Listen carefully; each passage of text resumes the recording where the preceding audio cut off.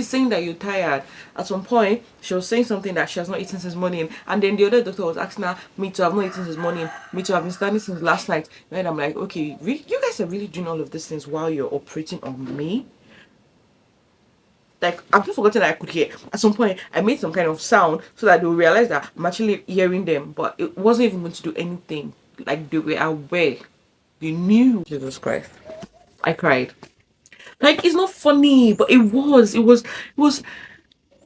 so painful. And I kept asking, I was like, "Are you already like cutting my back?" He was like, "No, no, no, this is not a knife. This is actually an injection." I'm like, why would an injection sting this much? It was like someone was slicing my body. I can walk into any place now. Nobody needs to ask me any question about my back. Nobody needs to tell me what happened to your back. Nobody needs to say anything like, why is your back swollen? It feels so good, and I feel much more confident. I can wear any kind of clothes. I don't have to be wearing big clothes.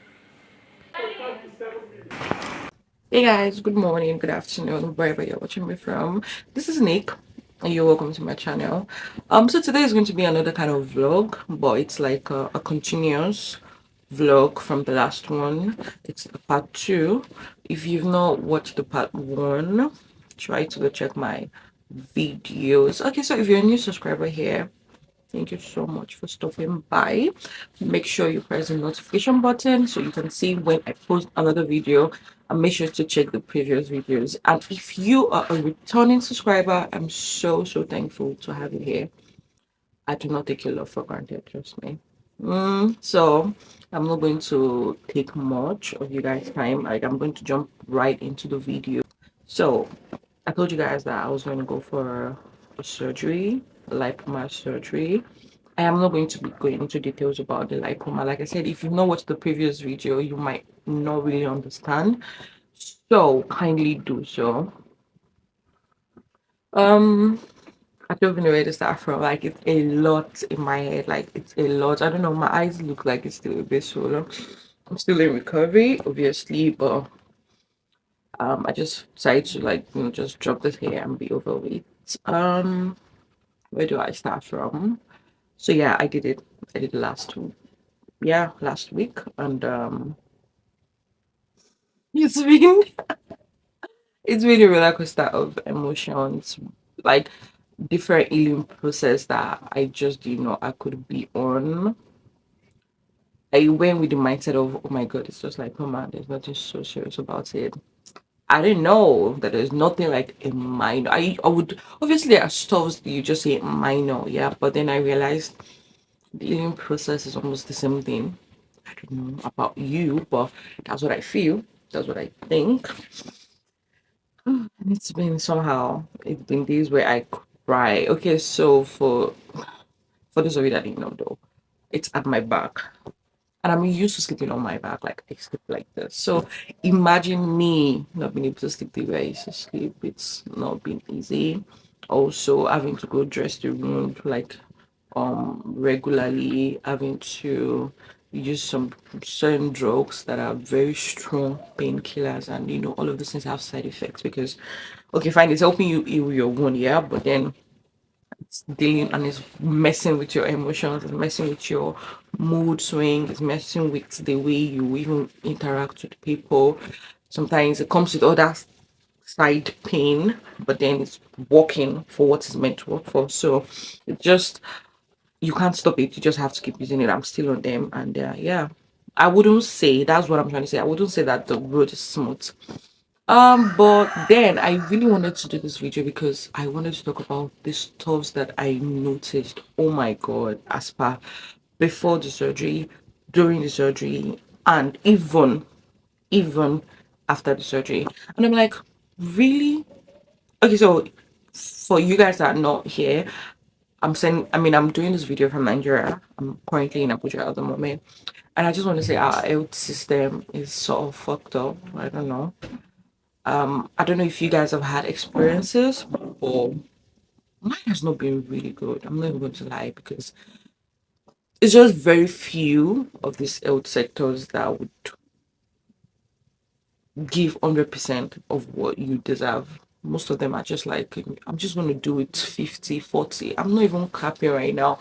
Like, the things that I noticed, oh my god, and I'm going to divulge all of them right in this video, the ones that I can remember. And I'm just saying this because I feel we need to do better. I don't know who's watching this video, but like, first of all, I hope we don't have reasons to keep visiting the hospital. But then, peradventure reasons would arise. I don't know, probably private if you have the money. I feel like, oh my god, if you have money in this country, everything is like, everything is solved. Everything is like easy for you when you have money. Because I don't know, the so-called federal slash government, you're like just giving you half of what you deserve. Just oh, as far as this person is probably not dying in our hands, then we're okay with it. What is the guarantee that the person is not going to die in your hands? Like honestly, the things that I saw. So I said I was going to dive right into the video. Okay, so we got there on that day. Meanwhile, a week prior to that, the doctor was like, "You're not going to eat, you're not going to drink anything, you're not going to use anything while you're coming for it." So I felt like, by the way, I have ulcer, so I felt like the procedure is going to be done probably before 12 or around 1 to just midday hours actually, and I'm still going to be good with that. I don't think my tummy will start biting me by that time. So that was what I was working towards. My mom too. That's what we thought. To cut the long story short, we got there. I think around after 7, before 8, we're done with payment and all of those things. And okay, moved to the waiting room, and voila, the waiting room decided to say you're not going today. Actually, didn't leave that day, but I'm saying I waited. We waited. It wasn't even funny at all. Like it wasn't funny at all. To make you guys understand how much I waited, my surgery was around 7, around after 6. I think I came out of the surgery room. I think around after 7. Yeah, and I'm like, I've been here since after 7 in the morning. So you guys should understand that I've not eaten. I did not eat. It's not even funny. It's not even funny because it's not just about, oh, you did not eat, blah blah blah. I have ulcer, so like my tummy was really really biting me. I wasn't comfortable. I wasn't really allowed to use my phone because of the place I was. I wasn't really allowed to stay with my mom because of the place I was. So it was like isolation, hunger, fear. Seeing them wheel people out of that place. I think there was even someone I saw. The woman was looking a little bit lifeless. I'm not very sure if she died, but then having to see all of those things when you're about to go for your own stuff is like a little bit scary. Like, okay, what's gonna happen? Okay, fine. I felt like mine is not so big, but surgery is surgery after all. So I was a little bit scared, skeptical. At some point, I was like, maybe the reason why did not answer me till now is maybe God wants to change their heart. Maybe I should. There's just a couple of thoughts, couple of emotions that I feel like I wasn't supposed to be having. Like they shouldn't have allowed me have so much of those emotions running through me. And then my mom kept asking him, and he kept saying, there's some people that are in the hospital, that are in the surgery room, that were like theater, sorry, that we're not supposed to stay till this time. It's just something doctor they have. It's just so first of all, that whole day was messed up for me because we were thinking we would be done with around, let's say, 12, 1, 2. But then around after 6 was when we started surgery. So that one was already messed up. I don't want to use the word. It was already messed up for me. And I'm going to talk to you guys about what happened inside. So first of all, you guys know that I was going to be placed on anesthesia, like injection, sorry. And before I went, I spoke to a friend of mine that was a nurse, and she was like, "No, it's not." I mean, obviously, I've watched movies of where they were removing this lipoma and all of those things. I was like, "It's not going to be that painful. They just put the injection. The injection obviously will be painful, but then after the injection, in that some period, oh no, that was not what happened." First of all, they use local anesthesia. So, according to the doctor, after a while, like later on, he said, even my friend confirmed, she was like, it's not just that spot the way I was thinking. It's like that spot, but then round the spot. So each of, I think they call it, is it 12 o'clock, 9 o'clock, 6, whatever around the clock pattern that they're used to. But what I want to say is the pain. The pain, the pain was painful. The pain was, and I was like, at some point, you could talk, like you could see what was happening. Not see what was happening, but your eyes were not closed. Like, I was flat like this. At one point, I had to be like, "Sir, have you started cutting my back? Like, have you started?" And I was like, "No, no, no, just relax. It's just injection." I'm like, "Why does the injection look like you're already slicing and dicing my back?" It's not even funny. Talking about it right now is quite funny, but it wasn't funny. That, oh my god, I cried. Oh Jesus Christ, I cried. Like, it's not funny, but it was so painful. And I kept asking, I was like, "Are you already like cutting my back?" He was like, "No, no, no, this is not a knife. This is actually an injection." I'm like, "Why would an injection sting this much?" It was like someone was slicing my body, and it wasn't just on one spot. It was like, according to them, 12 o'clock, 9, 6, 3, like, this round the clock kind of pattern. Oh my god, let me relax. So after that was done, I'm not even gonna lie. Every other thing they were doing was like I was not there. Like, I was numb. There was no pain. There was nothing. Like, yeah, that thing really works. Once you've gotten it, you're good to go. And I was hearing conversations and all of that, and it was going well until I started feeling pain again. I felt like I could feel. But that reminds me, the way people be like, "Oh, when you're done with this thing, it's just going to be like when you're done with the anesthesia injection, you're not going to feel. You're going to feel somebody pulling and pushing, and like it's just like on normal ground when you push somebody, the person is not feeling pain, but the person is going to know that you pushed the person, right?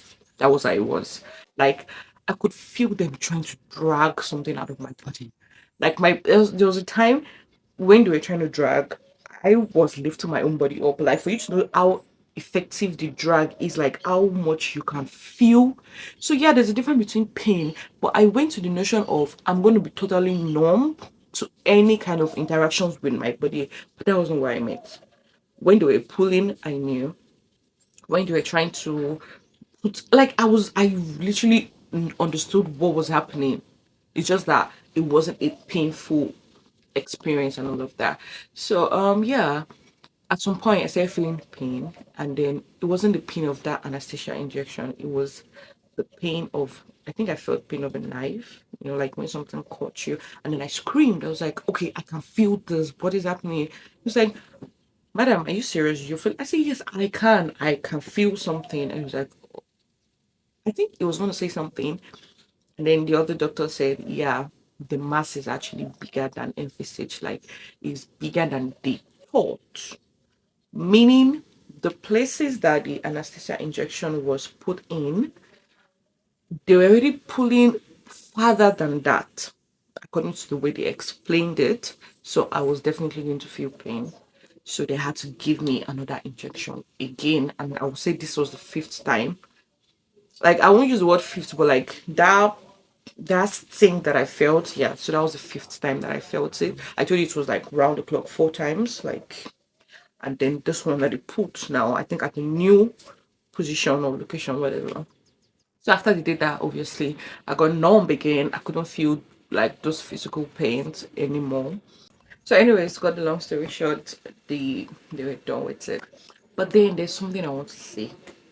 This our hospital people, what they used to do is not nice at all. I swear. Though it's not all. That's why I used to say sometimes, if you have money, just try and go to the best of the best. Because I mean, the conversations that I was hearing, imagine me hearing the doctor tell a nurse, or all those, is it surgical nurse they call them, to actually go bring something for him. I heard it with my 2 ears. She said she was tired, that she has been standing since. And my head, I'm like, okay, guys are working on my body. And there's something that I need.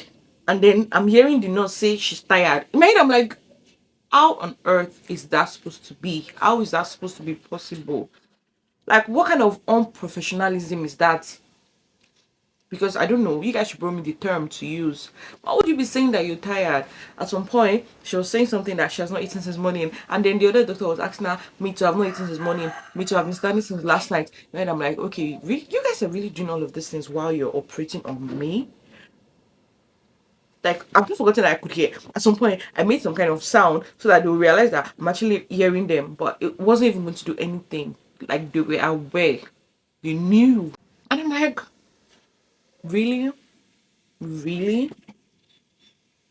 I mean, I was already scared of like the surgery on its own because just past experiences and all of that. And you guys are doing all of these things. So how am I supposed to feel? Like, are you supposed to do things or are you supposed to say things that's going to make my blood pressure to spike? Were they not scared of it? At some point, I'm not even capping. I am not capping. I heard the doctor saying something like the scissors was not sharp enough, and in my head I'm like, why did you start this thing without taking all of those stones? Okay, backstory, yeah. When we went for cleaning, like dressing of the room, my mom and I actually confronted doctor. Like we said things like, okay, so this was what my daughter said. Like my mom was the one talking. Like this is what my daughter said. She said stuff like the scissors was not sharp enough. That she heard you complaining about the scissors not being sharp enough. She heard you complaining. Like there were a lot of stuff that the doctor was really asking for, and they said he didn't have it and he had to make do with what he had. I feel like the man is even very good because if he was not very good and you don't have what he needed, it would have been hard for him to complete the surgery. But he was like, don't worry, I'm going to make do with this. I can't remember those words or those things that he needed, but there were a couple of them, more than two or three, that he asked for, and they said they didn't have. In my head, I'm like, first of all, is this supposed to be? Secondly, why is the surgical nurse not making sure that all of these things were present? Thirdly, the doctor himself, I think they were supposed to check it right before they go ahead with the surgery. What if the things that he was making do with, what if they were not even available as well? Like, oh, you guys talk with someone's body. Like, why would you guys do that? I feel like it was so wrong on all levels. Like, I was really scared because they're supposed to do things that is going to make me feel comfortable as possible in that moment. Because anything can happen, anything can change. I was literally hearing all of those things, and it was not good for my mental health, especially when you have a history of a surgery not going well. So I just kept thinking, I'm like, okay, is this going to happen to me? And then I'll tell myself, oh, don't worry, this one is just a minor one. But then you could not let it go out of your mind in that moment. Like, it is now that it's a little bit funny, but then it wasn't funny. I'm right there on the table, and I can hear you guys saying the scissors is not sharp. I can hear you saying you want something, and they're telling you they don't have. You want something they don't have. It got to a point, the guy was like, where do you guys keep all of these things? Where? I'm like, okay, you should have known before you started. I didn't say it out, but just at some point, I had one of the assistant doctor was saying things like, why is he doing, I can't remember the terminology, but it was like, why is he doing a particular kind of, is it suture or, I don't know. And he was like, she should not worry that it's just my back and for aesthetic purpose, my back is not really showing, so he can do it anyhow. But if the lipoma was on my head, because she was reminding him that the last operation they did, the guy's lipoma was on the head, and then they were so careful about, and then he made a statement about, since it's just on my back, it's not like he really cared less about the pattern and whatever. And in my mind, I'm like, bro, you cannot decide for me, right? You cannot tell me because it's my back. What if the kind of clothes I wear are all those clothes that will show off my? Why the fuck would you even decide for me? I expected you to give me the best of the best, not you deciding because of the location. You care less about the particular pattern of. To cut the long story short, do you know that they started the suturing? Because I'm very aware of this because of what conversation we had with him post surgery with my mom.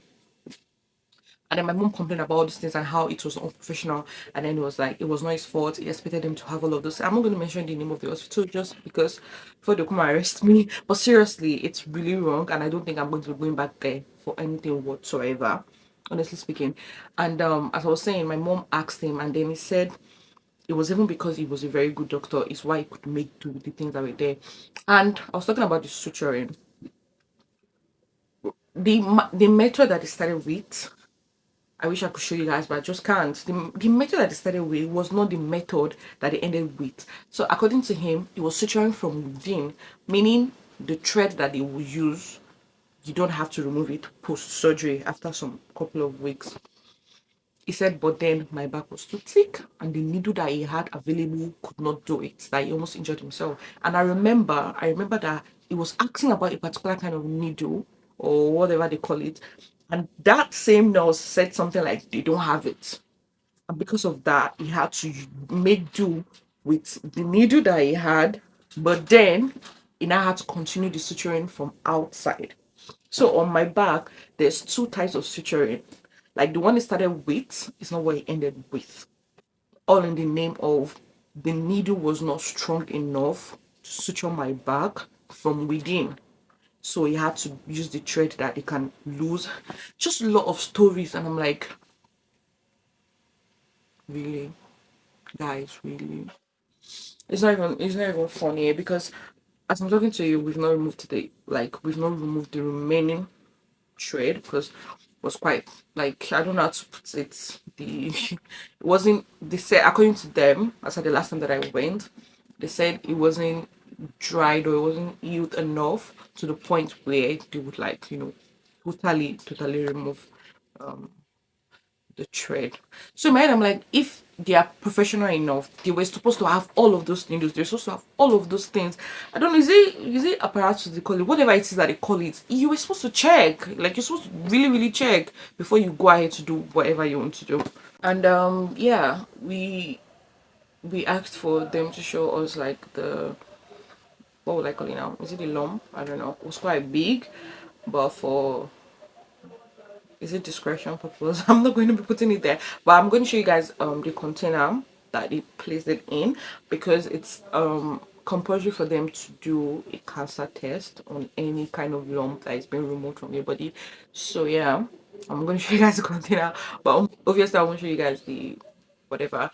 And he said something. He said it was actually bigger than he thought. It was quite big. It was quite big, and I was surprised because I was like, how did this fit into my bag and all of that? So, but guys, you know what? In all of this, there's something that kept, how would I put it, that kept giving me solace, that kept soothing my pain. When I looked at my back, guys, when I looked at my back, I think at first I screamed, but I was so weak, so I couldn't really scream. But I knew I was so excited, I was so elated, like it's gone. Like it's got. I can't show you guys now because obviously the bandage and all is still swollen on my back. Like there's a bandage, so you cannot know the difference. But obviously, I'm going to be showing you guys my back. Oh, I don't even need to show you people. Obviously, when you're watching my other videos, you'll see the difference. So that was giving me solace. I felt like okay. So probably there's pain in almost every beauty because the way I feel now, I'm so confident now. I feel like I can walk into any place now. Nobody needs to ask me any question about my back. Nobody needs to tell me what happened to your back. Nobody needs to say anything like, why is your back swollen? It feels so good and I feel much more confident. I can wear any kind of clothes. I don't have to be wearing big clothes or putting on jackets because I don't want someone to ask me. So yeah, if all of those things, looking at the mirror and checking my back and saying that that shit is no longer there. Feels good. It's a very good feeling. So it's helping me in the healing process. It's helping me to, you know, you know what I mean. And I'm not going to end this video without saying things like my whole experience made me watch my normal crime documentaries in a more different way. Like it has never been the same after my experience. Because remember I told you guys about that anesthesia. Yeah, I hope I'm pronouncing it well. That injection, yeah.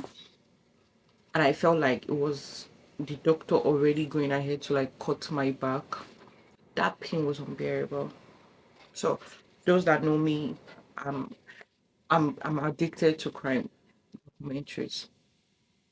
And then when they say they stab someone and then they sentence them to 25, 30 life. No, before I thought, okay, yeah, sentencing them to life, it's okay. But now, no, it's not okay. You're supposed to sentence them to death. Because if that pain that I felt was just needle going deep into my skin and it was that excruciating, oh my god, I'm imagining someone that died of a stab wound, or all these American people that you will not even stab wounds, you'll be hearing multiple stab wounds. How sentence them to life doing what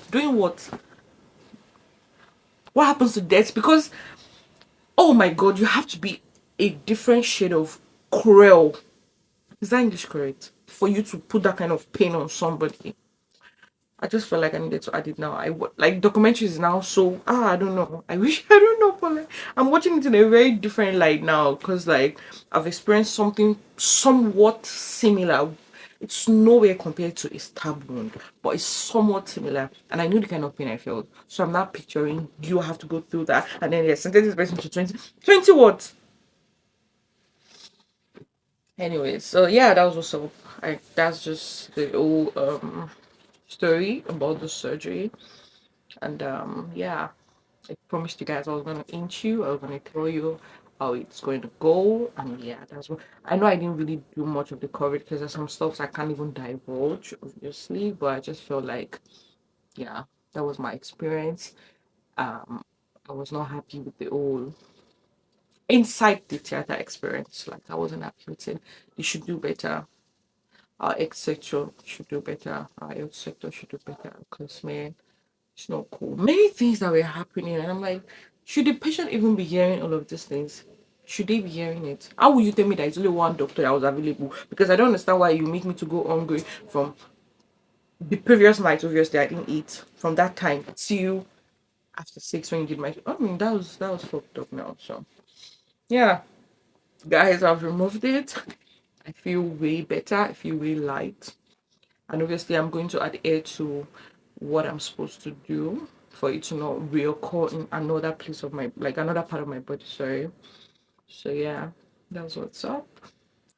I hope you guys were able to understand the process, and I hope you guys learned one or two. Honestly speaking, in everything, if you're not going to take anything away from this video, make sure you have money, because I think when you have money you'll be able to go to the best of the best. And it's not even as if we're looking for like a very cheap place, or we went based on recommendations. So they told us this place was good. It's they call it private slash government, whatever. I felt like we should have just opted for the private that we wanted to from the beginning, because I don't know, maybe some things would be better. Maybe those privates will have everything, like all of those equipment that he was asking for, that those nurses were saying they do not have. I feel like maybe a private hospital is going to have all of those things. So I pray that you guys don't have any reasons to go to the hospital or any reasons to go do something, somewhat similar, but peradventure need arise. I pray we all have that money to be able to go to the best of the best, because we deserve the best treatment. Like I deserve to have just been on that bed and then they just go through it. He asks for something, they give to him, like soothing words. Not me hearing doctor and nurse exchange words, almost insulting each other, because doctor said he has not eaten and he has been standing for a while, and the nurse is saying she's also tired too. Is the reason why she cannot go and get what is on top of my body. It wasn't a very good experience inside the theater, and of course the healing process, like I said, has been roller coaster. It's not been easy as well, but I feel much better today. Is why I was even able to sit down to shoot this video. So I'm gonna see you guys in my next video. I love you all. Make sure you press the notification button so you see my videos. Make sure that you go watch the previous videos, and make sure you stay subscribed. I love you guys so much.